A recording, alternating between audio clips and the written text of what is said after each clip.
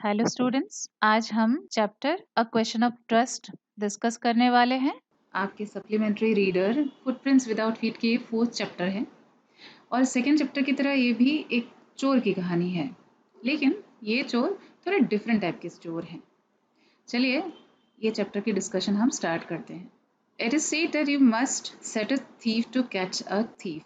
ऐसी एक कहावत है कि एक चोर ही चोर को पकड़ सकता है, but it is also said that there is honour among thieves.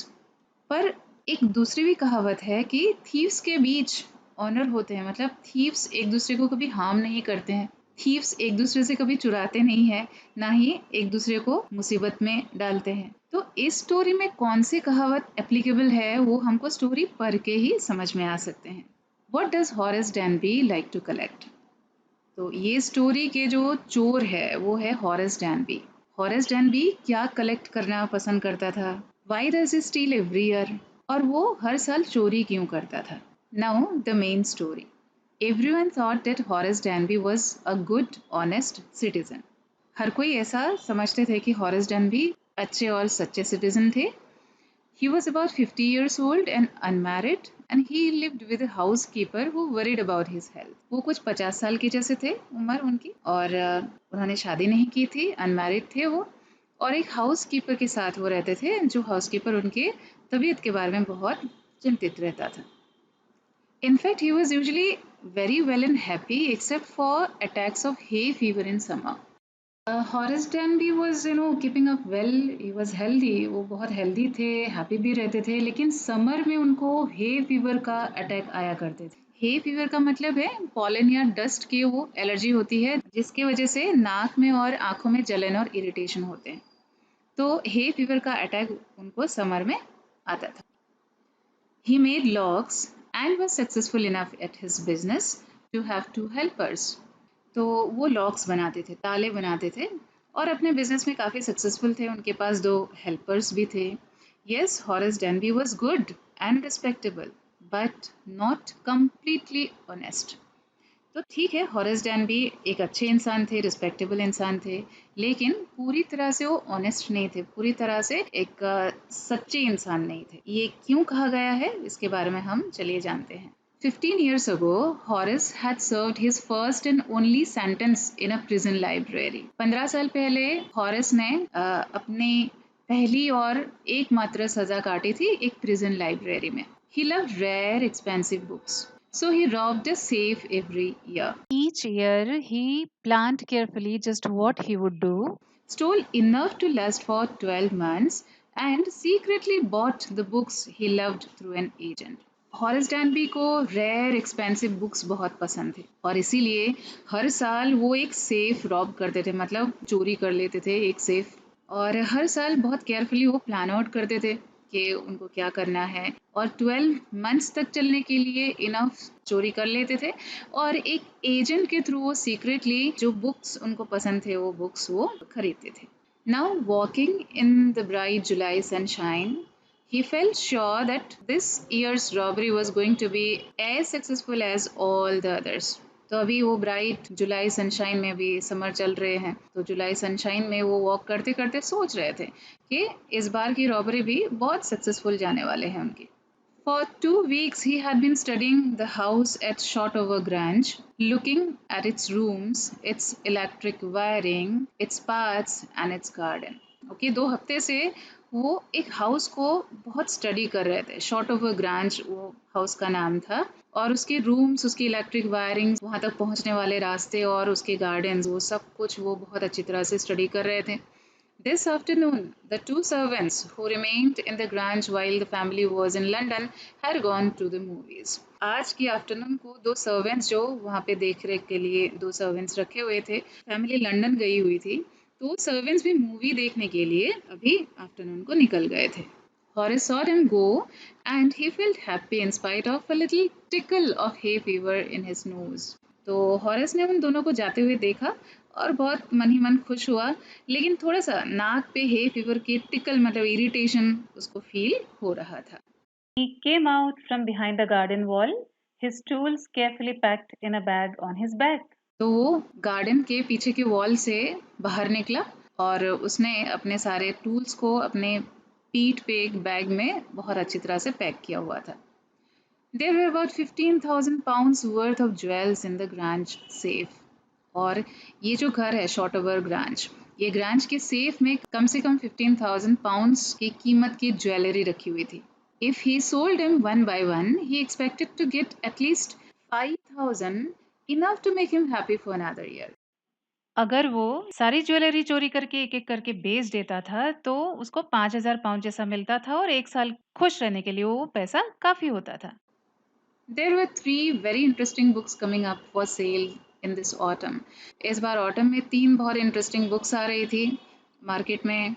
Now he would get the money he wanted to buy them. तो अभी तीनों 3 बुक खरीदने के लिए जो पैसे चाहिए था, वो पैसे ये ज्वेलरी बेच के उसको मिल जाएगा। He had seen the housekeeper hang the key to the kitchen door on a hook outside. He put on a pair of gloves, took the key and opened the door. He was always careful not to leave any fingerprints. तो हॉरिस एक बहुत ही expert thief था।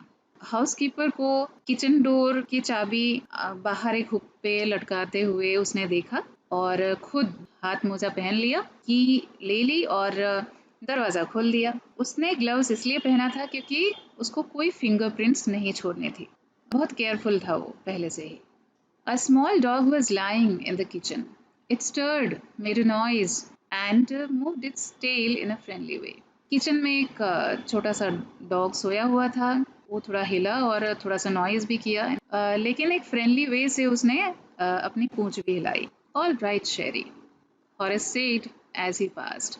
मतलब Horace Danby ने उस dog का नाम भी पहले से ही जान लिया था और शेरी नाम था उस डॉग का, तो उसने बोला ऑल राइट शेरी, मतलब सब कुछ ठीक है शेरी, ऐसा करके उसको पास होते हुए डॉग का नाम लेके हॉरेस ने डॉग को बोला All you had to do to keep dogs quiet was to call them by their right names and show them love. कि डॉग्स को शांत रखने की एक तरीका है, डॉग्स के नाम बहुत राइट वे से आपको लेना है, करेक्ट नाम लेना है और उन सबको प्यार दिखाने हैं। हॉरेस ने भी वैसा ही किया और शेरी नाम का जो कुत्ता था वो बहुत शांत हो गया। The safe was in the drawing room behind a rather poor painting. Horace wondered for a moment whether he should collect pictures instead of books, but they took up too much room. In a small house, books were better. Horace को पता था कि safe drawing room में एक बहुत ही poor type की painting के पीछे था, बहुत ही मतलब खराब क्वालिटी के पेंटिंग के पीछे वो सेफ बनाया हुआ था। और एक मोमेंट तक हॉरेस ने सोचा कि उसको बुक्स कलेक्ट करने के बजाय क्या पिक्चर्स कलेक्ट करना है, लेकिन उसने डिसाइड किया कि नहीं भाई, पिक्चर्स बहुत ज़्यादा ही जगह ले लेती है और एक छोटे से हाउस में बुक्स रखना ज़्यादा बेटर रहेगा, मतलब बुक्स इतनी जगह नहीं लेती है। There was a great ball of flowers on the table and Horace felt his nose pickle. He gave a little sneeze and then put down his bag. अभी हॉरेस को हे फीवर के attack आया करते थे summer में और table के ऊपर फ्लावर का एक बड़ा सा बाउल रखा हुआ था और जैसे ही फ्लावर की खुशबू हॉरेस के नाक तक आए तो थोड़ा नाक में टिकलिंग हुआ। टिकलिंग मीन्स इरिटेशन हुआ और उसने थोड़ा सा स्नीजिंग, मतलब उसने चीख मारी थोड़ी और अपना बैग जो है टूल्स भर के लाए हुए बैग उसने नीचे रखा। ही केयरफुली अरेंज्ड हिज टूल्स और सारे टूल्स को अरेंज कर लिया बहुत केयरफुली, जो जो टूल्स उसको चाहिए होगा सेफ को तोड़ने के लिए वो टूल्स को अरेंज कर दिया। He had 4 hours before the servants returned. अभी सर्वेंट्स मूवीज देखने के लिए गए हुए हैं तो इसलिए 4 घंटे उसके पास है ताकि वो आराम से चोरी करके वहां से निकल जाए। The safe was not going to be hard to open. After all he had lived with locks and safes all his life. अभी सेफ को तोड़ना उसके लिए इतना ज़्यादा हार्ड नहीं रहेगा, डिफिकल्ट नहीं रहेगा, क्योंकि अपनी ज़िंदगी उसने लॉक्स और सेफ के साथ ही तो बिताई है, क्योंकि उसका प्रोफेशन ही है locks banana. The burglar alarm was poorly built. और जो चोर घंटी लगाई हुई थी उस घर पे वो बहुत बुरी तरीके से बनाई हुई थी। He went into the hall to cut its wire. और वो हॉल में जाके चोर घंटी के वायर भी कट कर दिया। He came back and sneezed loudly as the smell of the flowers came to him again. और जैसे ही वो वापस आया तो फ्लावर की स्मेल उसके नाक तक फिर से पहुंचा और बहुत जोर से उसने चीख मारी। How foolish people are when they own valuable things, Horace thought. कि जब लोगों के पास इतनी कीमती चीजें होती है तो लोग इतने फुलिश कैसे बन सकते हैं, हॉरेस ने ऐसा सोचा। A magazine article had described this house, giving a plan of all the rooms and a picture of this room. The writer had even mentioned that the painting hid a safe.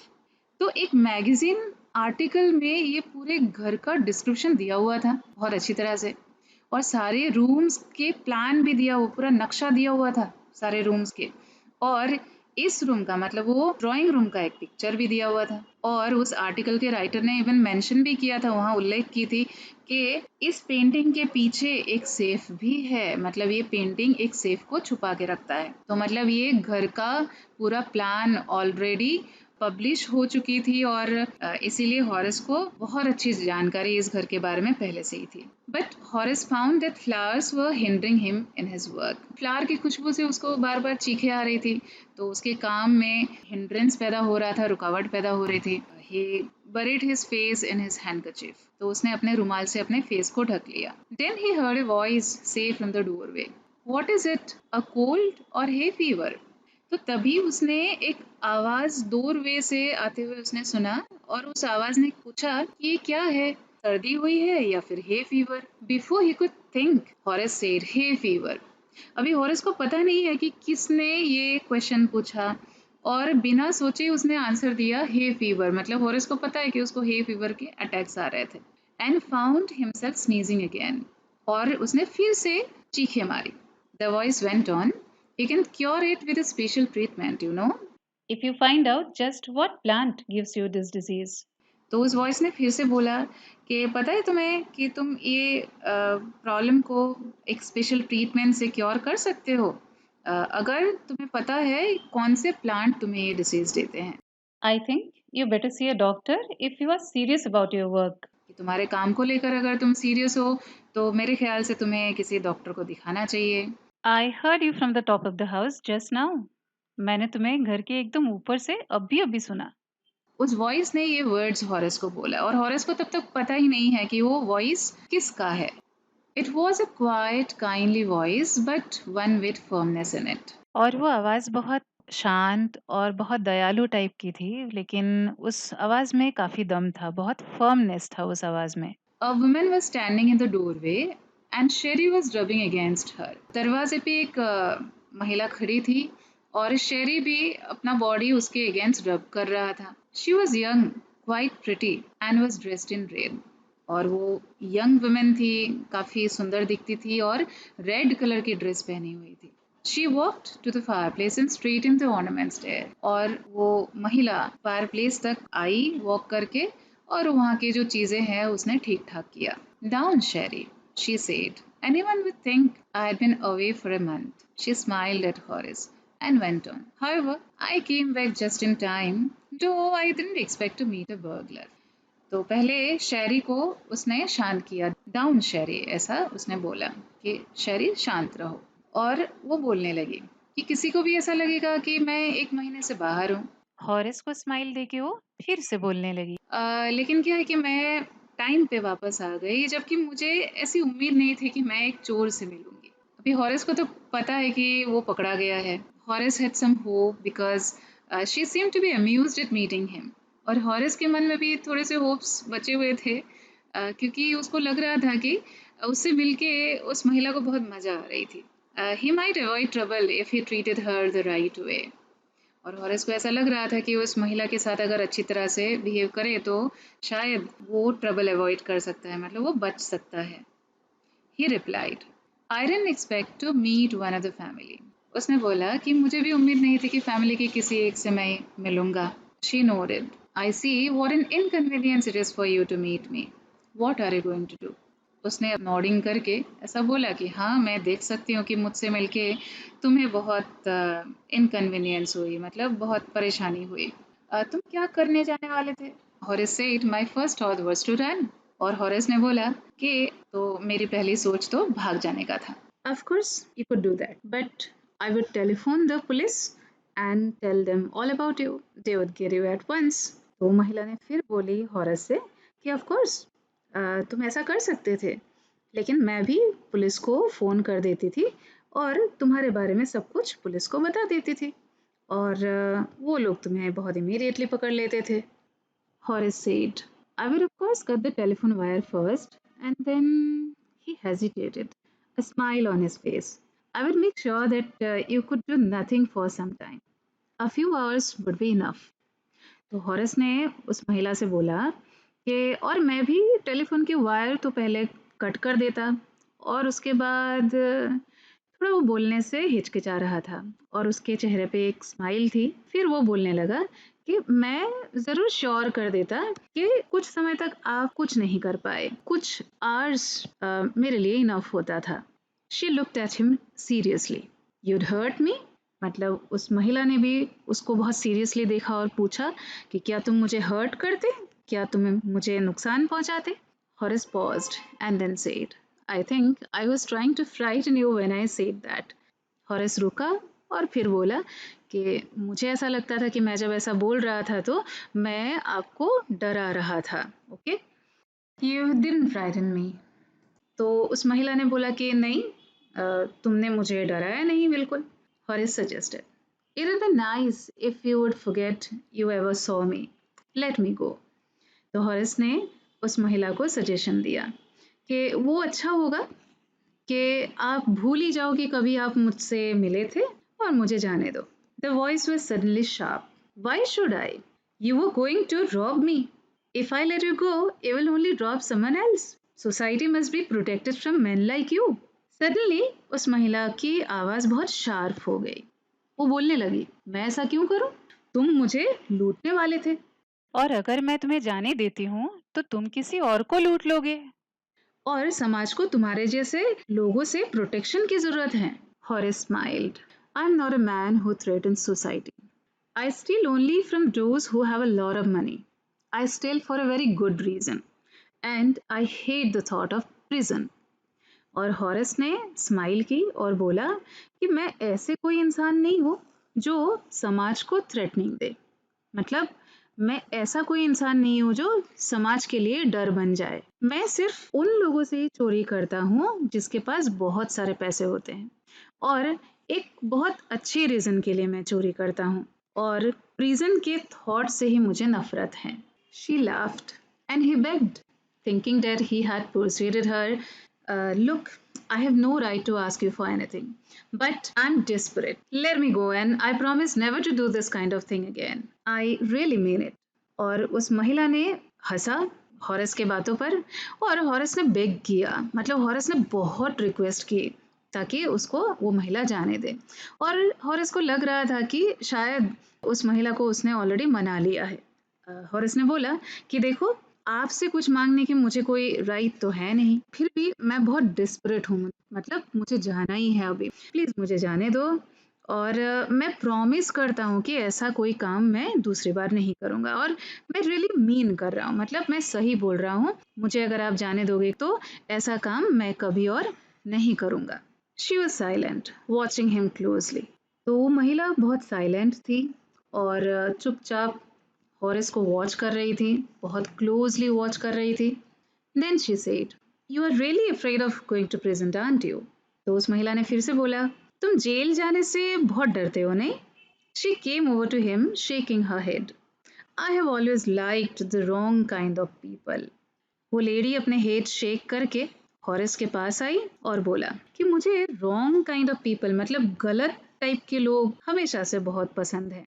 Students, ये sentence उस महिला ने हॉरिस से क्यों बोला वो हॉरिस को उस टाइम पे समझ में नहीं आया, पर लेटर इन लाइफ हॉरिस को समझ में आया। She picked up a silver box from the table and took a cigarette from it. Horace, eager to please her and seeing her that she might help him, took off his gloves and gave her his cigarette lighter. उस महिला ने एक silver box table से ली और वहाँ से एक cigarette उसने उठाया और हॉरिस जो उसको हेल्प करने के लिए बहुत ईगर हो गया था क्योंकि हॉरिस को वहाँ से भागना था और ऐसा हॉरिस को लग रहा था कि शायद वो उसको हेल्प कर सकती है, तो उसने अपने ग्लव्स निकाल दिए और अपना सिगरेट लाइटर उस महिला को उसने दे दिया। You'll let me go? He held the lighter towards her. अपना लाइटर उस लेडी की तरफ आगे बढ़ा के उसने पूछा, क्या आप मुझे जाने दोगे? यस, उस महिला ने ऐसे बोला कि हाँ, but only if you will do something for me. अगर तुम मेरे लिए कुछ करते हो तो। ओके, ये समथिंग क्या है अभी वो बताने जा रही है। एनीथिंग यू से। अभी हॉरेस को किसी ना किसी तरीके से वहाँ से निकल जाना था, तो उसने बोल दिया कि आप जो भी बोलते हैं वो सब कुछ मैं करके देता हूँ। Before we left for London, I promised my husband to take my jewels to our bank, but I left them here in the safe. I want to wear them to a party tonight, so I came down to get them. But ये महिला बोलती है फिर से कि London जाने से पहले मैंने मेरे हस्बैंड को प्रॉमिस किया था कि मैं मेरे गहनों को बैंक में लेके जाऊंगी, पर एक्चुअली मैं इस सेफ में ही रख के चली गई, और आज एक पार्टी में मुझे वो गहने पहनने हैं और इसीलिए वो लेने के लिए मैं नीचे आई थी, पर मतलब क्या, पर हॉरेस को उसने वहाँ पे देखा। Horace smiled. You have forgotten the numbers to open the safe, haven't you? Horace को ऐसी उम्मीद थी कि शायद वो लेडी उसको ऐसा बोले कि इस सेफ को ओपन करने के लिए नंबर्स जो है वो भूल गई है, तो उसने अपने ओर से वो बात सजेस्ट किया कि आप शायद वो नंबर्स भूल गए हैं ना, सेफ ओपन करने के लिए जो नंबर चाहिए वो शायद आप भूल गए हैं ना। Yes, replied the young lady. Just leave it to me and you'll have them within an hour. But I will have to break your safe. तो हॉरेस ने खुद ही ऑफर किया, ठीक है, ये काम आप मुझ पे छोड़ दीजिए। और 1 घंटे के अंदर आपको वो मिल जाएंगे, लेकिन आपका सेफ मुझे तोड़ देना पड़ेगा। मतलब हॉरेस अभी वो लेडी के लिए वो सेफ तोड़ने वाला है। Don't worry about that. My husband won't be here for a month and I'll have the safe mended by that time. उस लेडी ने फिर से हॉरेस को बोला कि फिक्र मत करो, मेरे हस्बैंड 1 महीने तक यहाँ वापस नहीं आने वाले हैं, और तब तक ये सेफ को मैं मेंड करवा लूंगी। and within an hour Horace had opened the safe, given her the jewels and gone happily away. तो 1 घंटे के अंदरों अंदर हॉरेस ने वो सेफ तोड़ दिया और उस लेडी के हाथों वो ज्वेल्स दे दिए और वहाँ से खुशी खुशी चला आया, क्योंकि वो लेडी ने वादा किया था कि वो गहने निकाल के देंगे तो हॉरेस को जाने देगी, तो इसलिए हॉरेस को उसने छोड़ दिया और वो वापस आ गया। For 2 days he kept his promise to the kind young lady. On the morning of the third day, however, he thought of the books he wanted and he knew he would have to look for another safe. अभी 2 दिन तक उस lady को जो promise की थी उसने कि ऐसा काम दूसरी बार नहीं करेगा हॉरेस, तो 2 दिन तक उसने वो प्रॉमिस रख लिया। लेकिन थर्ड डे सुबह उसको फिर से उन बुक्स के बारे में याद आई और उसको लगा कि उसको अभी एक दूसरा सेफ ढूंढना पड़ेगा, मतलब कहीं दूसरी जगह उसको चोरी करनी पड़ेगी।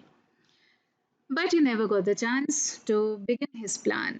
लेकिन दूसरी चोरी के प्लान बनाने के लिए उसको टाइम बिल्कुल नहीं मिला। By noon a policeman had arrested him for the jewel robbery at Shotover ग्रांच।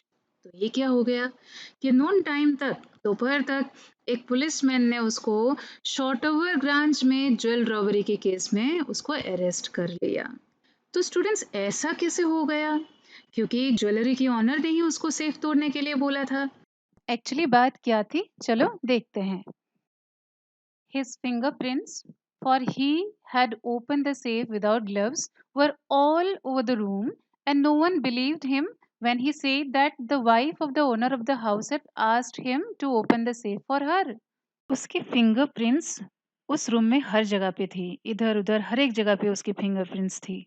और किसी ने बिलीव नहीं किया उसको जब उसने बोला कि उस घर के ओनर की वाइफ ने उसको सेफ ओपन करने के लिए बोला था। The wife herself, a gray-haired, sharp-tongued woman of 60, said that the story was nonsense. तो एक्चुअल ओनर की जो वाइफ थी वो एक ग्रे हेयर, मतलब एक बूढ़ी 60 इयर्स की एक शार्प टंग्ड वुमन है ना, बहुत तीखे जुबान की वुमन थी, और उसने बोला था कि ये जो चोर बोल रहा है वो सब कुछ नॉनसेंस है, मतलब कोई मीनिंग नहीं है उसका। तो स्टूडेंट्स आपको समझ में आया कि जो लेडी के लिए हॉरेस ने वो सेफ ब्रेक किया था वो लेडी उस घर के ओनर की वाइफ नहीं थी। उसका मतलब है कि हॉरेस ने पुलिस को जो भी कहानी बोली तो वो सारी कहानी झूठी साबित हो गई। Horace is now the assistant librarian in the prison. तो हॉरेस अभी प्रिजन में, मतलब जेल में असिस्टेंट लाइब्रेरियन का काम करता है। He often thinks of the charming, clever young lady who was in the same profession as he was and who tricked him. वो काफ़ी बार वो चार्मिंग क्लेवर यंग लेडी के बारे में, वो जो बहुत intelligent young lady, pretty young lady के बारे में सोचता है जो उसकी तरह सेम प्रोफेशन में थी, मतलब she was also a thief like हॉरिस, okay, and who tricked him, और हॉरिस को उस प्रिटी यंग लेडी ने अपने जाल में फंसा दिया।